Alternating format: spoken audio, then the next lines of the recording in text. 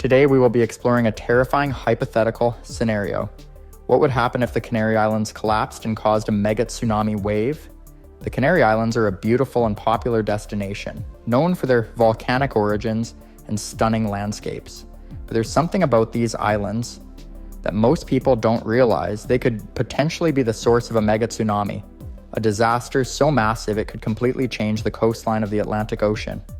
To understand how this could happen, we need to look at the geology of the Canary Islands. Located off the northwest coast of Africa, these islands are volcanic, meaning they were formed by molten rock rising from deep within the earth. The volcanic activity here is still ongoing, with several active volcanoes, including Cumbre Vieja on the island of La Palma. The western flank of this volcano has been unstable for years, and there's a growing concern among scientists that it could collapse in the future. The collapse of the western side of the Cumbre Vieja volcano would be no small event. It's not just a small chunk of rock that could fall into the ocean. We're talking about a massive landslide with around 500 cubic kilometers of rock crashing into the sea. To put that in perspective, that's enough material to fill up hundreds of thousands of Olympic swimming pools.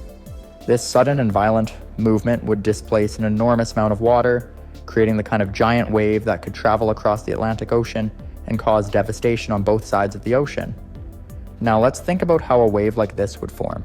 When a massive amount of rock falls into the water, it displaces the ocean's surface, sending shock waves through the water. A normal tsunami typically forms after an earthquake or volcanic eruption, but in this case, it's the sheer force of the landslide itself that would trigger the tsunami. The wave wouldn't just be a ripple, it would be a towering, unstoppable wall of water racing out from the Canary Islands, moving at speeds of up to 500 miles per hour, faster than a jet plane.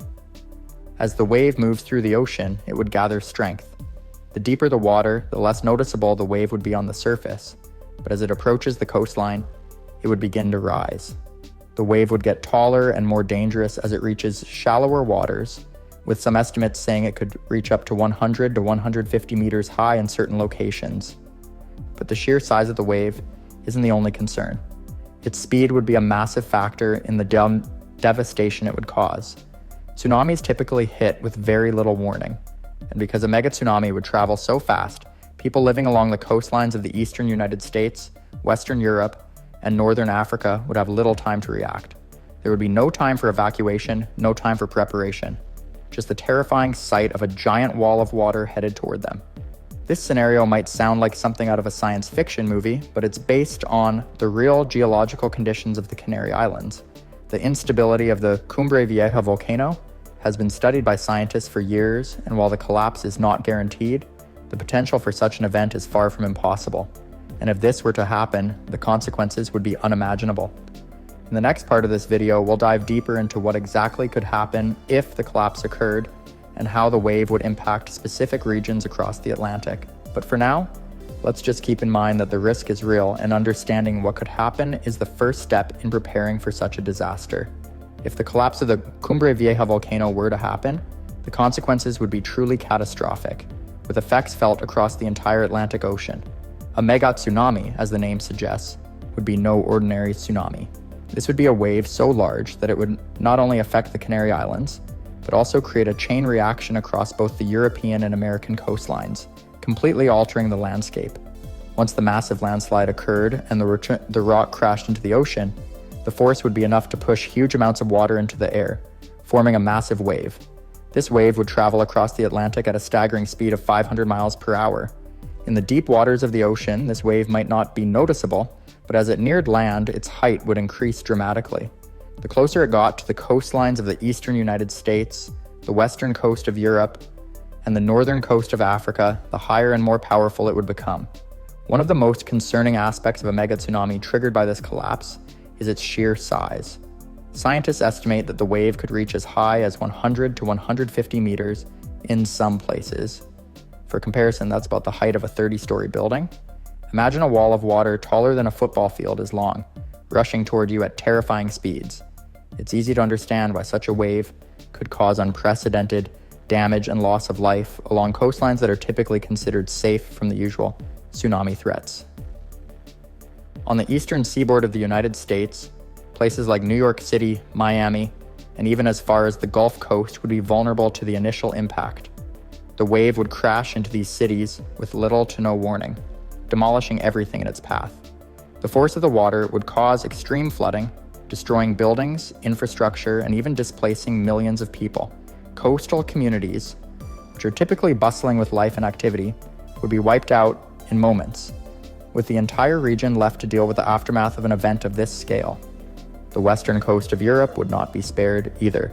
Cities like Lisbon, Barcelona, and even parts of the UK could face the devastating effects of the wave, given that many of these cities have coastal populations. The human toll would be astronomical. The intense flooding would also damage critical infrastructure, including roads, airports, and communication systems.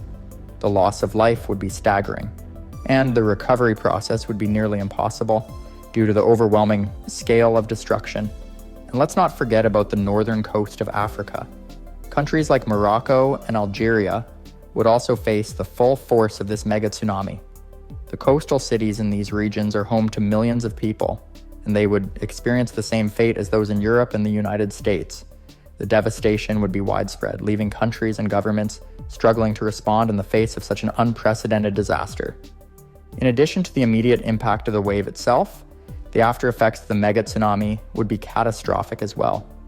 The wave would cause massive flooding, but it would also result in huge waves of destruction that would reshape the coastlines. Beaches, harbors, and even entire islands could be wiped off the map, leaving nothing behind but debris and chaos. The long-term environmental effects would be equally severe, as saltwater floods could destroy farmland and freshwater sources, leading to long-term food and water shortages. It's important to understand that the threat of such a mega tsunami isn't just some theoretical disaster that could happen centuries from now. The science suggests that the Canary Islands are inherently unstable, and while a collapse like this might not occur in the immediate future, it remains a possibility that we cannot ignore. The chance of it happening might be low, but the potential consequences are so enormous that it warrants serious attention and preparation. In the next part, we'll take a closer look at the science behind how tsunamis work and why this specific event could lead to such an overwhelming wave. We'll also explore how we might be able to prepare for or mitigate the effects of this disaster. But for now, it's important to understand just how far-reaching and devastating a mega tsunami from the Canary Islands could be. As we dive deeper into the science behind tsunamis and how a mega tsunami from the Canary Islands could unfold, it's important to understand the fundamental process behind a tsunami's creation. Tsunamis are typically triggered by three main causes: earthquakes, volcanic eruptions, or massive landslides. When large volumes of water are displaced by these events, they create waves that spread outward. However, a mega tsunami, like the one triggered by the collapse of the Canary Islands, would be on an entirely different scale. When the Cumbre Vieja volcano's western flank collapses, around 500 cubic kilometers of rock would plunge into the ocean. This sudden displacement of water would create an initial surge, forming the giant wave that starts moving across the Atlantic. Unlike regular tsunamis, which are usually the result of seismic activity, a mega tsunami can be caused by a landslide, and its waves behave very differently. As the rock crashes into the sea, it creates massive, violent waves that travel quickly but have the potential to grow much larger as they approach land. In the open ocean, this wave could travel as fast as 500 miles per hour, almost as fast as a commercial jet. But the speed isn't the only important factor here. As the wave moves toward land, the depth of the ocean decreases, causing the wave to slow down.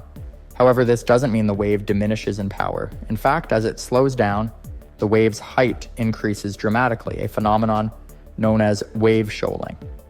So, what might start as a relatively small wave in deep water could quickly become an enormous wall of water when it reaches shallow coastal regions. For the Canary Islands mega tsunami, scientists estimate that in some locations, the wave could grow to heights of over 100 meters or around 300 feet.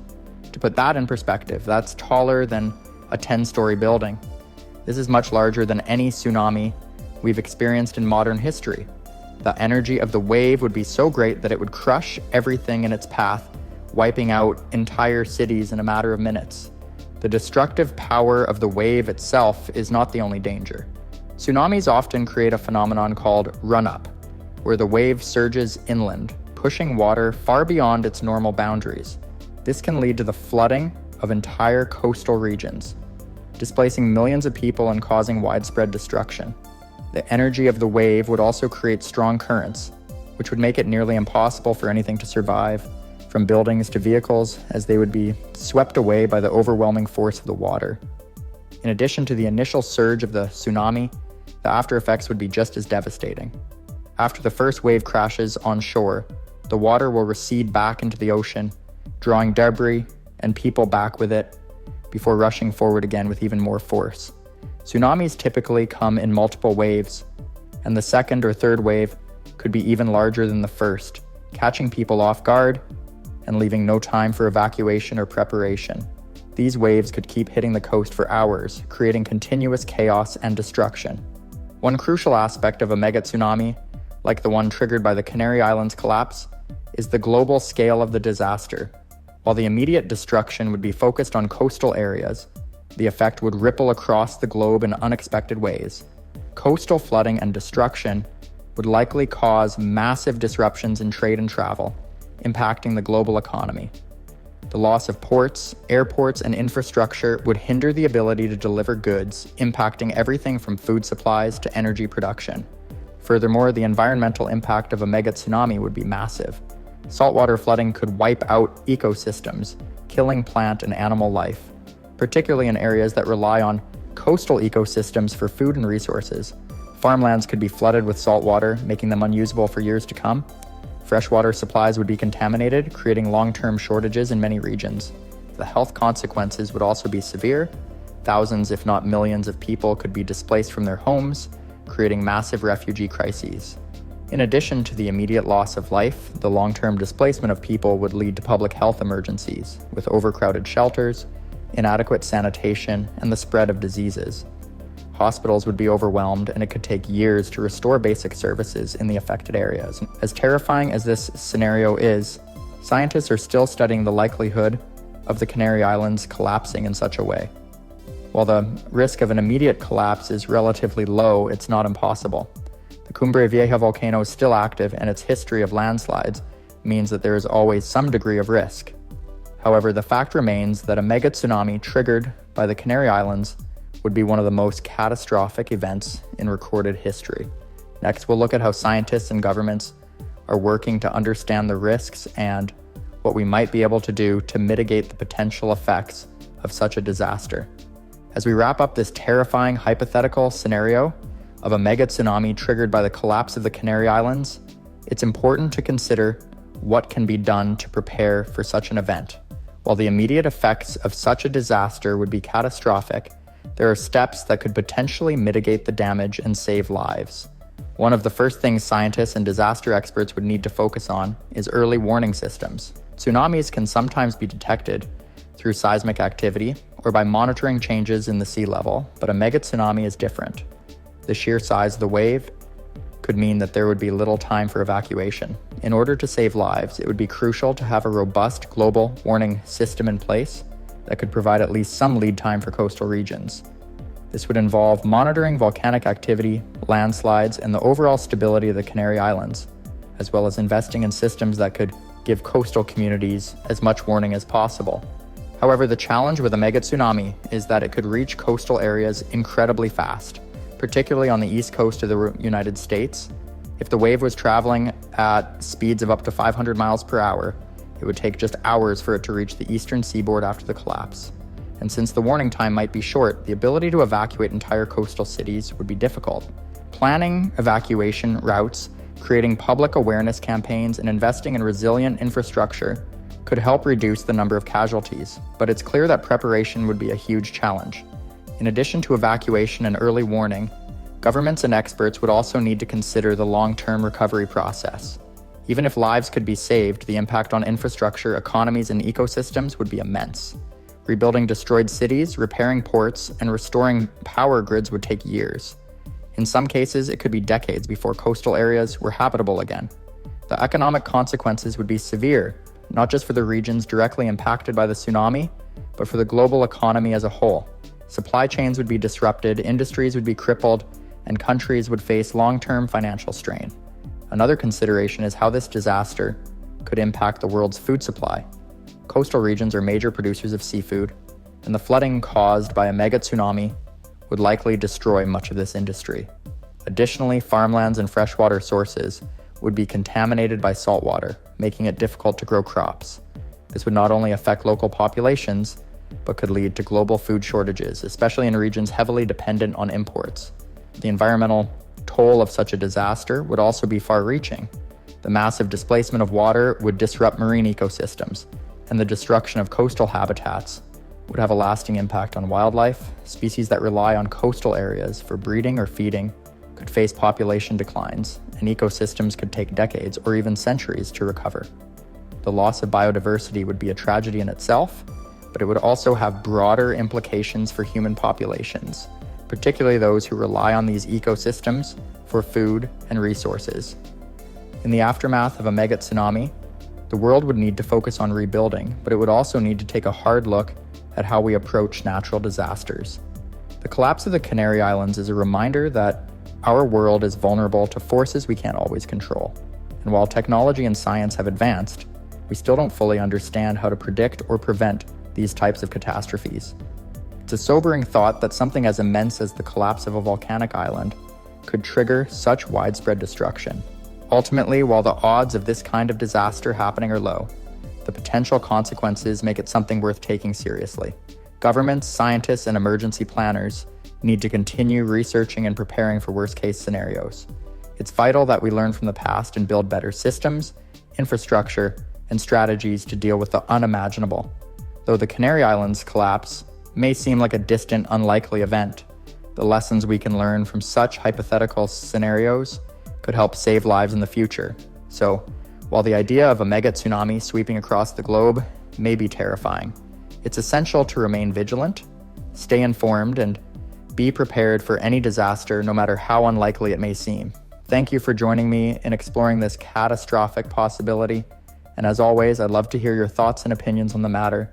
Be sure to like, comment, and subscribe, and stay tuned for more videos that dive into the most intense, frightening, and mind-blowing disaster scenarios.